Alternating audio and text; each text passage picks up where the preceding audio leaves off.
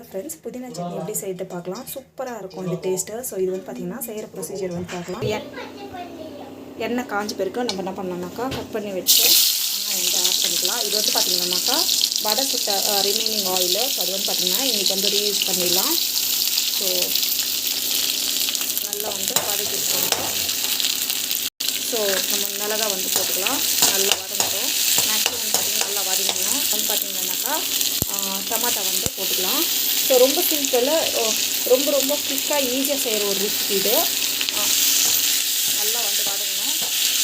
வந்து பார்த்திங்கன்னா புளி வந்து ஆட் பண்ணிடலாம். ஸோ இந்த ஸ்டேஜில் நம்ம வந்து ஃபஸ்ட்டு நான் வந்து பருப்பு கடலைப்பருப்பு கொஞ்சம் ஆட் பண்ணிக்கிறேன். இது வந்து டேஸ்ட் நல்லாயிருக்கும். அண்ட் கொஞ்சமாக வந்து உளுத்தம் பருப்பும் ஆட் பண்ணிக்கிறேன். டேஸ்ட்டாக தான். டேஸ்ட் வந்து செம்மையாக இருக்கும். நல்லா வதங்கணும். ஸோ இப்போ வந்து பார்த்திங்கன்னா அலசி வச்ச புதினா வந்து பார்க்குறதுக்கு நிறையா இருக்கும். ஆனால் இது வந்து வதங்கின பிறகு ரொம்ப கம்மியாக தான் ஆகும். ஸோ புதினா வந்து ஆட் பண்ணிடலாம்.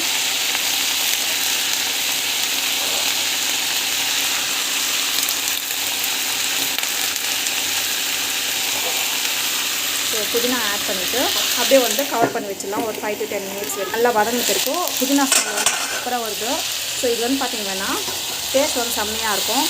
ஸோ இந்த நாலு இது வதக்கிக்கோங்க. ஸோ நான் இப்போ வந்து பார்த்திங்கன்னா உப்பு வந்து ஆட் பண்ணிக்கிறேன். ஸோ உப்பு வந்து ஆட் பண்ணிவிட்டு ஜஸ்ட் வந்து ஒரு 10 to 15 minutes வரைக்கும் இருக்கட்டும். இது வந்து பார்த்திங்கன்னா நல்லா வதங்கிச்சுன்னா தான் நல்லாயிருக்கும். ஸோ நம்மளுக்கு வந்து பார்த்திங்கன்னா நல்லா வந்து வதங்கி இருக்குது. ஸோ ஆல்மோஸ்ட்டு ஸோ இந்த ஸ்டேஜில் நான் வந்து பார்த்திங்கன்னா கொஞ்சம் சீரகம் ஆட் பண்ணுறேன். என்னத்துக்குன்னா டேஸ்ட் வந்து நல்லாயிருக்கும். இப்படி போட்டு பாருங்கள். சின்ன டிப்ஸ் தான் சமையல், ஆனால் டேஸ்ட் வந்து ஹியூஜ் டிஃப்ரென்ஸ் வந்து தரும். ஸோ இப்போ வந்து பார்த்திங்கன்னா நம்ம வந்து தேங்காய் வந்து வச்சுருக்கேன். இது வந்து மசிச்சுட்டு நான் வந்து மிக்சியில் போட்டுட்டு மசிச்சுக்கிட்டேன். பிகாஸ் என்னத்துக்குன்னா நம்ம வந்து அது இப்படியே போட்டோம்னா இது சரியாக மசிறது கிடையாது. மசிச்சுட்டு போட்டோம்னா நல்லாயிருக்கும்.